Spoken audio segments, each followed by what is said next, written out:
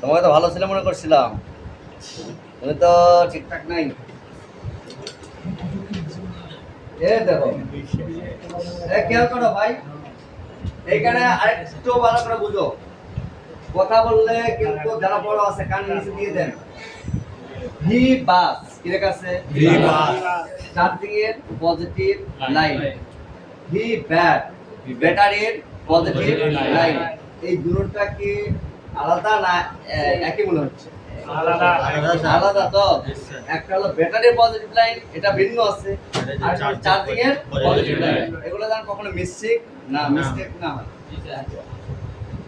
ধরেন আপনারা এই পর্যন্ত ভ্যালু পেয়েছেন, কোন পর্যন্ত? 80 পয়েন্ট পর্যন্ত। কি কত ভ্যালু? এখানে 5.1 ভ্যালু পাওয়ার মানে ভোল্টেজ পাওয়ার পরে আপনার কি মনে হয় না আপনার সবকিছু চেক হয়ে গেছে? কি কি? Charging port, charging panel, charging ribbon, এবং এতটুকু পর্যন্ত আমাদের চেকিং শেষ। কি চেক শেষ? সোর্স ভোল্টেজটা চেক করা শেষ। তাহলে কি আর রেবন চেঞ্জ করে দেখার দরকার আছে? চার্জিং পোর্ট, প্যানেল চেক করার দরকার, চেঞ্জ করার দরকার আছে? নাই তো, চেক হয়ে গেছে তো। তারপরে তো চার্জ উঠে না। তারপরেও কি কি কারণে চার্জ উঠে না এটা দেখতে হবে। কি কি কারণে উঠবে না দেখো, ভালো করে খেয়াল করো। এগুলা বুঝামো নিতে পারবে কিনা আল্লাহ জানে। ভালো করে দেখো, এইখান থেকে ভোল্টেজটা দেখো, এইখানে একটা ক্যাপাসিটর গেছে, এটা ফিল্টার করছে, ওটা সমস্যা নেই। এখানে টেস্ট পয়েন্ট আছে, এটা ভোল্টেজটা চেক করার জন্য। এরপরে দেখো, এটা একটা ক্যাপাসিটরে গেছে। কেন গেছে? ফিল্টার। আর কোনো কাজ নাই, ক্যাপাসিটর না চাইলেও কোনো সমস্যা নাই, লাইনটা ঢুকে যাবে। এরপরে দেখেন এইখানে একটা আইসিটা ঢুকছে। কোথায় ঢুকছে? আইসিতে ঢুকছে। এবং দেখেন এই আইসি থেকে আবার ভোল্টেজটা আউট হয়েছে। কি হয়েছে? আউট হয়েছে। আচ্ছা, এইখানে যে আইসিটা আছে, এই আইসির একটা বিশেষ কাজ আছে, যেটার নাম ওভিপি, ওভার ভোল্টেজ প্রোটেকশন একটা আইসি আছে। আচ্ছা, এই আইসি থেকেও কিন্তু 5.1 এর আউট হবে। কত হবে? 5.1 ইনোজা হবে, আউটটাও জাস্ট এর কাজ হলো ওভার ভোল্টেজ প্রোটেকশনটা দেয়। আচ্ছা, ওয়েট। এরপরে দেখো এখান থেকে লাইনটা এইভাবে ঢুকছে, ঢুকে এটা জুম আউট করতে হবে।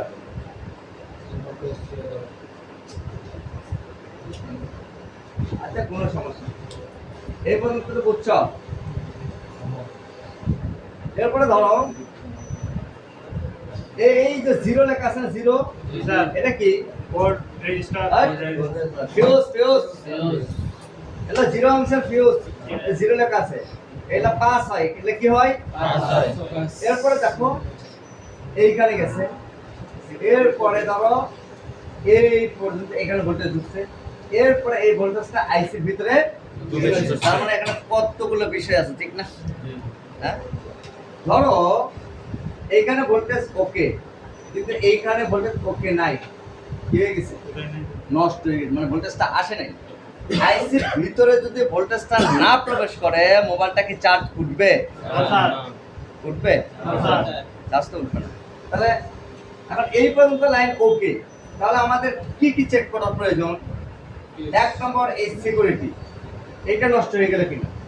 দ্বিতীয়ত, এই প্রান্তে ভ্যালু আছে, অর্থাৎ ওবিপি এইখানে, কিন্তু ওবিপি দিয়ে পাস হচ্ছে কিনা চেক করতে হবে এখানে। তো এখানে ভোল্টেজ পেয়েছি, কিন্তু এখানে ভোল্টেজ পাই নাই। ড্যামেজ কি? ওবিপি। ড্যামেজ কি? ওবিপি। ওবিপিটা যদি আমরা কনভার্ট করে দিই তাহলে কাজ হয়ে যাবে। এটা কনভার্টটা শিখাবো তৃতীয় মাসে। কোন মাসে? দ্বিতীয় মাসে কনভার্ট করতে হবে, শিখাবো, বা দ্বিতীয় মাসে হয়ে যাবে ইনশাআল্লাহ।